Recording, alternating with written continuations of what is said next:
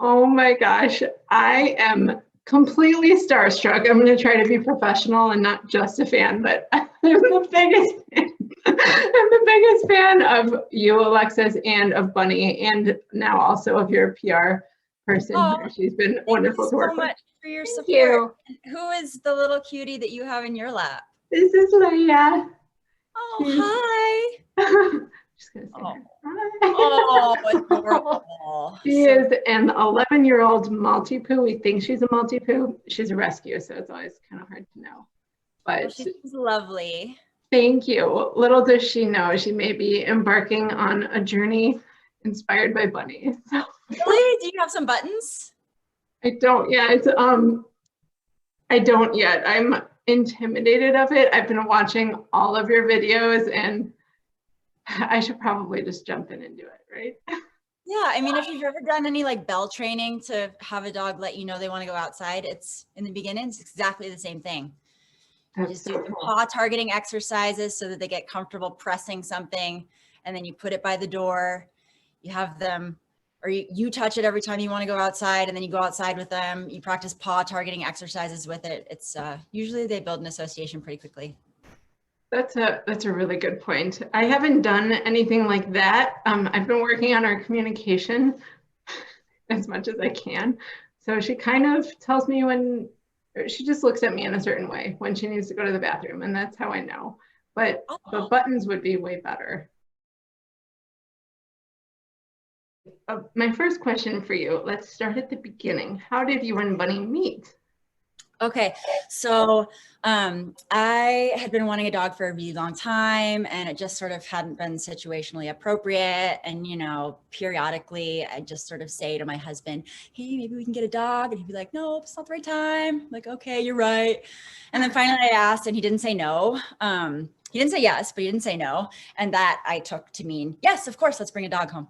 So I started doing all this research and researching breeds and researching breeders. I found a breeder that I really, really loved. A small family owned and operated breeder in Spokane, Washington. It's a woman named Kimra. Her granddaughter who lives with her lost both of her legs to childhood cancer. And they started breeding to get a service dog for her granddaughter, Kayla. And every year they donate dogs to service dog trainers, and they're just like this wonderful, super kind, amazing family. So I spent a lot of hours on the phone with them. I spent more time on the phone with them than anyone ever has. That's what the breeder told me. She's like, yep, you call more than anyone has ever. But I love it. It's great. And then I was lucky enough to be able to watch Bunny's mom, Domino, giving birth to her via the internet and watch her growth. And then at a month, when she was a month old, I went to Spokane to meet her, went into their home, got into the whelping pen, and sat down in the middle of all the puppies. And Domino, the mom, was there. And Domino came and she like laid down in my lap. And Kimra was like, oh my God, she never does that. She's usually pretty standoffish. I was like, oh. And then Bunny, who was just like this tiny little potato, she was about half the size of all of her litter mates. She was the runt, just crawled into the crook of my arm and stayed there for the entire 2 hours. So that was the first time we met, and it was beautiful and amazing. And, you know, at the end, I sort of like wrapped my arm around Domino and like thanked her for the gift she was giving me and just cried and was like, Bunny has to be my puppy. It's just meant to be. You know, it felt really sort of magical and silly, but also really, really beautiful. And then when she was 2 months old, flew out there and brought her back home. And we've been inseparable ever since. That really is a beautiful story. So sweet. How did you know that you wanted that specific breed mix of sheep, some sort of sheepdog, right? And a poodle? So he's 1/4 Old English sheepdog and 3/4 poodle. And I chose that specific mix. I have some allergies, so having a hypoallergenic dog was sort of a priority of mine. Also, we had 3 cats at the time, and there was just like a huge, like half of our house is just cat fur. So like, this would be really nice to not have another shedding creature in our home. And I was also really invested in the training process, even though I'd never done it before. I'd been doing a ton of research, and my goal from day one was just to have the most connected bond possible and the best communication. And I understood that training was a really, really good way to develop trust and communication. So I was looking for smart breeds. Poodles and border collies are the two smartest breeds purportedly. And I hadn't had a dog since childhood, so I didn't feel emotionally prepared for a border collie. So I thought a poodle mix of some sort would be great. Old English sheepdogs are also very, very intelligent. So that all sort of guided my decision. That's wonderful. That is really neat. Yes, I also feel biased and agree with you about poodles being smart because my dogs have poodle, we think. Yeah. So yeah, so I get that totally. They are so clever and so goofy. Yes, I agree. I agree. Did you also want to get a bigger dog, basically? Or were you surprised at how big Bunny became? Well, she's actually still half the size of her litter mates. Really? Yeah, some of her litter mates are like 85 to 115 pounds, and Bunny's like hovering right at 50 right now, Oh, which is really on the smaller end for a standard Sheepadoodle. But she's a perfect size for me. Johnny was pretty adamant that we not get a large dog, and I wanted a large dog, so I was like, well, we'll just get like the smallest of the largest dogs possible. And I think, you know, honestly, I was just so excited about it. He's like, whatever we end up with is going to be fine. But I think she's the perfect size for us. I can still pick her up. It's a challenge, but I can still pick her up. And, you know, she feels really substantial when she comes in for a hug. adorable. And probably most of her visual mass anyway is her curly fur, right? Oh my gosh, yes, we just had her groomed. I think she lost like 3 pounds of actual weight, and people are like, oh my God, is she getting taller? I was like, no, she just lost like 4 inches of fluff. Her legs like went from, you know, all that fluff disappeared. They just got visually much longer. That is adorable. Oh my gosh. You probably relate to this previous to using the buttons. You just wish your dog could tell you if there's something wrong, like if they're in pain, especially. Oh my gosh. How do you train the really difficult concepts like pain? So first of all, I never ever would hurt Bunny Of course. to teach her the concept of pain. But when she was younger, I was getting a lot of tattoo work done. So, you know, after they wrapped it up, I'd come home, I'd let her smell it, and she'd be slightly concerned, and I'd press ouch and point to this, let her smell it, press ouch. When she got spayed, I modeled ouch a whole lot. When she like got a cut on her paw from barnacles on the beach, I modeled ouch. So anytime I'm in pain or I have a wound and she can sniff it or she is injured, I'm able to build that association. So many of the more complex words are just built sort of contextually, because it's really hard to like teach a word if there isn't any context, especially to, you know, an animal. Yeah. So, you know, for concerned, I would capture moments wherein she was seemingly expressing like, oh, she just said mad potty. So when she's mad, for example, like right now she pressed mad, but in modeling that, I would find moments wherein she seemed to be upset, and I would use that opportunity to press mad. Or if I was upset about something, and dogs are really good at sort of reading cues, I would use that opportunity to model mad. And hopefully build the association that way. It's all been, you know, sort of putting puzzle pieces together and a lot of guesswork and creativity on my end, but that seemed to work really well for me. That is such a good point. And since Bunny just pressed some buttons, does she need to go outside? Is she saying she's mad? I can open the door from where I'm sitting. And I imagine that she doesn't actually have to go potty because when I am in interviews, she just wants as much attention as possible, and saying potty or poop is the quickest way to get it from me. So she'll probably be wanting to come back inside in just a second here. That is really, really smart of her though. Like, yeah, you think you're doing the manipulative. Yes, that's fascinating that people try to be the ones conducting the experiments, but then, I mean, you know, you're not treating her like a test subject, but then she figures out a way, yes, to manipulate you. That's kind of funny. Sorry. I'm honestly learning so much from her. You know, I feel like she has become the teacher at a certain point, and every day I'm just like, what? This explains so much. So it's a pretty interesting journey. That is incredible. I just admire you both so much. Thank you. You're very welcome. So let's see. What is it like having become so famous, and does Bunny know that she's famous? I mean, no, I don't think Bunny has any idea. How would she? I mean, there are people that will come up to us and sort of approach her excitedly, which, I mean, she's super adorable. So I think people would do that anyways. And, you know, like a lot of dogs, she's not super into people like coming at her face. So I think in that sense, maybe the fame is like a little bit too much for her. But yeah, I don't think she has any concept. And, you know, we're in the middle of a pandemic, so we're spending a lot of time at home anyways. And to me, it feels pretty surreal. You know, sometimes I think about the numbers and it's sort of like 7 million is a pretty staggering number. But we're still just sort of going about our day-to-day life in the same way we had before. My goals have remained the same, just to bond with Bunny and, you know, work on art and hang out at the beach. And so things feel pretty much the same. And there's like this little side bit that's just kind of weird and exciting and overwhelming. That is really neat. I bet you were pretty shocked when you and Bunny became so famous. Were you surprised at how fascinated everybody was with what you're doing? I mean, no, because I remember when I found Christina Hunger, I was like, this is absolutely incredible. Like, it's staggering. This is every child's dream to be able to like talk to their animals. I mean, I remember being a kid, like walking through the forest and I was like, oh, there's a bird. I'm going to have a conversation with this bird. It's going to understand me and talk back. And, you know, so I remember that being like a childhood fantasy of mine. And, seeing Christina, I was like, I got to try this out. I had no expectations that it would work. 'Cause I'm, you know, not really qualified to be teaching my dog how to speak. And then once it started working, it sort of just became woven into the fabric of our daily lives.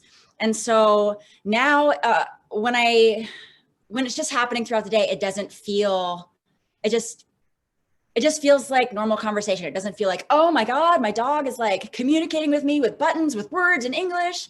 So it makes sense that other people are like, ah, this is incredible, because that's how I saw Christina's account. But for me, it's just so woven into the fabric of our day that it just feels like this is how we roll now. That is really neat. That's really neat.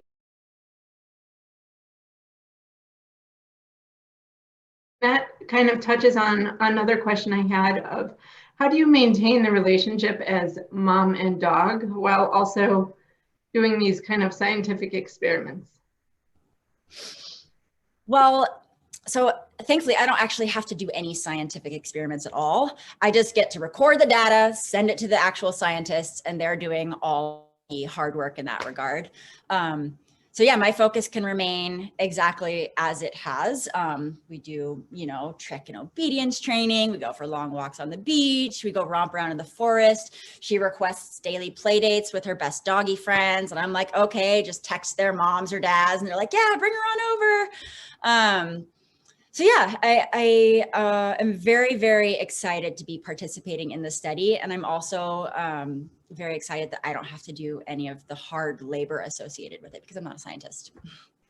Well, that's really neat. So it sounds like it kind of just comes down to your mentality of just, it's just enhancing your relationship with Bunny. That's not what she's there for. Exactly.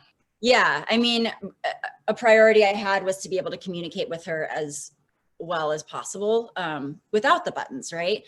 It was just sort of like this adjunct fun thing that we were going to try and see if it worked, in addition to all of the other stuff that I had planned for us. And it took off. She seems to really, really enjoy using them to communicate with me. But, you know, when we're out and about, people ask me a lot, like, do you think she gets stressed out that she doesn't have the buttons when we're out and about? And I don't think so at all.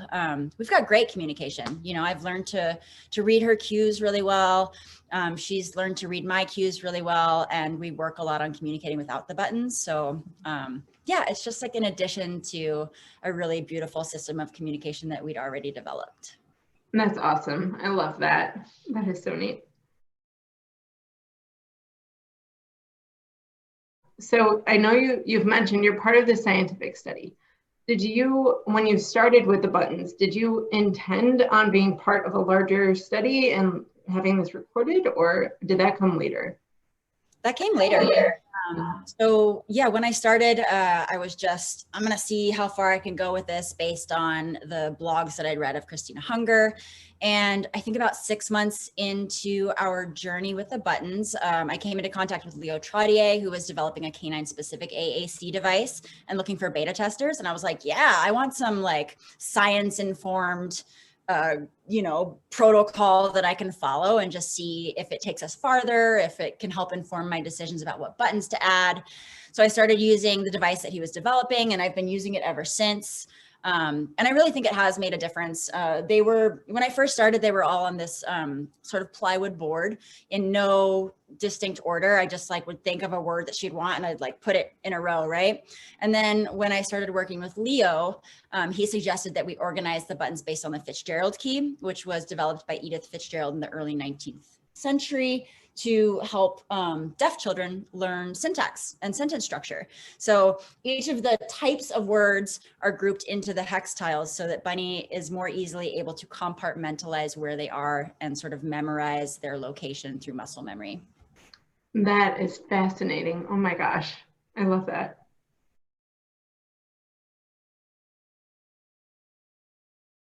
Why do you think Bunny is particularly good at this? Because I'm sure I know there are other people who are trying this method, and maybe, I know all dogs have the potential to succeed, but I think Bunny is just exceptional at it, don't you? I think it's a combination of so many different factors. Like every dog is different and there is no hard and fast rule for how to teach this. So I think people are trying a lot of different techniques. Some people are using treats to help animals learn words. Some people aren't. Some people don't have as much time to dedicate as I do. I feel like one of the reasons we're successful is because my primary goal was connection and communication before the buttons. So I think that really comes through. Like a dog has to be, or any learner, any animal, right, has to be really, really motivated to use this method to communicate because it's not natural. You know, it's like being in a foreign country, you have to learn to speak a second language because you're in that foreign country, but she doesn't have to speak my language. I already understand hers to the best of my ability. So working on that connection and that drive to connect and communicate is what's going to sort of empower your learner to want to use these word buttons to communicate with you. So I think it's all about connection and relationship, really. That's neat. That's really neat. Touching on that, would you have advice for people like me who want to start using this method with their dogs? How it's just almost overwhelming to look at Bunny using, would you say hundreds of words at this point? No, she's got about 80 right now. 80. Okay, so that's still a ton. Yes, a ton, yeah. It's overwhelming to look at Bunny and then think, how do you even start? Yeah, so I mean, don't compare your learner to Bunny. If you're not using any buttons, that's a really unfair comparison, right? So just think, what are things that are highly motivating to your learner? Is going outside highly motivating? Is getting pets or cuddles highly motivating? If it is, though, those are things that are probably going to be fairly simple to make a connection with in their mind, right? So just start with one button, whatever it is. I don't recommend using a treat button because it's almost too highly motivating for a lot of learners. And it can then sort of build the association that any button press equals food. And you don't want that because that will delay them learning the actual or building the actual association for whatever that word is. But all dogs are different. Some dogs aren't motivated by food at all. But for example, outside, just start with that one button by the door. Every single time you go outside, press the button and say outside, then you let your dog outside. And that's how you build the association. And then paw targeting exercises are a really, really great way just to get them really comfortable with putting their paw on something and sort of understanding that that's a behavior to offer. There are tons of tutorials online. What I did is I'd start with like a Tupperware lid. You can put a treat, you can show them a treat, put the treat under the Tupperware lid, and then they'll probably start pawing at it. You know, first they might nose it, and then you hold out until they use their paw. As soon as they use their paw, you reward them with the treat. Do that a bunch of times. Eventually you can not have the treat underneath it. You can just have the Tupperware on the ground. They start pawing it, you reward every time. Then you can add a verbal cue like paw. And once they have it on cue, then you can move over to the buttons, and without treats, you can say paw, and then they've learned to touch the button with their paw. And then you can start building the association with the word itself. And you can do this all sort of at the same time. You can have the button by the door, be modeling it and working on the paw targeting, you know, simultaneously. And if you're doing that, they're much more likely to try using their paw on the button themselves. That's really great advice. Thank you. Of course. I've also seen on your videos that you've posted that you recommend a certain grouping of words by concept. Could you talk about that a little bit, please? Do you mean sort of like the Fitzgerald key that I was talking about before? Yeah. So every tile, and if you're purchasing buttons and hex tiles through Fluent Pet, they have a little guide as to how to do that. But ostensibly, each hex tile is going to have its own word type. So you're going to have like the people tile, the action tile, the places tile, the things tile, right? So I've got mom, dad, bunny, cat, Beecher, Tango, Selena in a tile, and then I've got all of her toys in a tile. You sort of cluster them into like objects so that instead of having to think about finding this one word in a mass of buttons, she's like, okay, this is the tile that houses these words. And then she can just remember in this little pattern, this is where this button exists in this tile. And that's really smart. I'm sure that helps. Yeah, it seemed to be very, very helpful for Bunny. That's neat. And speaking of Bunny's other friends, I know that she's very social and loves her dog friends. And I'm sure it sounds like she loves people too. Would you say that some people? Would you say other people in your life, like your husband, your family, your friends, do they interact with Bunny in the same way that you do? Especially, do they use buttons at all with her? Well, no. I mean, part of the reason is just because we're not having like company over as much as possible right now. So I think if we were having people over quite a bit more, they'd be more likely to interact with her with the buttons. But also, I mean, there's a massive amount of buttons and I use them so many times a day with her that I'm quite familiar with their placement, right? Most of them I can press without having to look. And it takes a while to sort of build that, as it did for Bunny, and it does for other people too. So even when Johnny is communicating with her in the buttons, it takes him longer to like form sentences with the buttons. He's got to sit and like find them first and think about it. And I think that's probably the case with, you know, anyone who's not me. It's going to take them longer and be more challenging to communicate with her. But we have had people over and she has communicated with them using the buttons, which is pretty exciting. That's really cool. That shows kind of a transference of skill, right? Yeah, exactly. I have a friend who's working for me and she comes over once a week to drop off some of the stuff that she's been working on. And last week when she was here, Bunny looked directly at her and she said, "Play ball." And then Cody, my friend Cody was like, "Oh, okay." Just like, oh, it was adorable. It was the cutest thing ever. Cody was like, "I'm so blessed." That really is adorable. Oh my gosh, I love that. What do you see for the future for Bunny? Where do you see this going anywhere specific? I mean, I don't have sort of specific goals aside from just continuing to build my connection with Bunny. I'm really excited to see what information the study holds. But, you know, we're just at the very beginning of that. We're still in phase 1. We've got a long ways to go. So I'm just going to keep doing what I'm doing. I'll add buttons when either the scientists recommend something specific or when it seems that Bunny needs to communicate something that she can't with the buttons that she has. And yeah, we'll just keep doing what we're doing. We're having a lot of fun. I feel very good about our relationship and I feel like I'm bringing a lot of positivity into the dog community. And that feels really lovely too. That's wonderful. And as a fan of yours, I would agree that you're bringing a lot of, and let's make it a pun, positivity. Yeah, thank you. You're very welcome.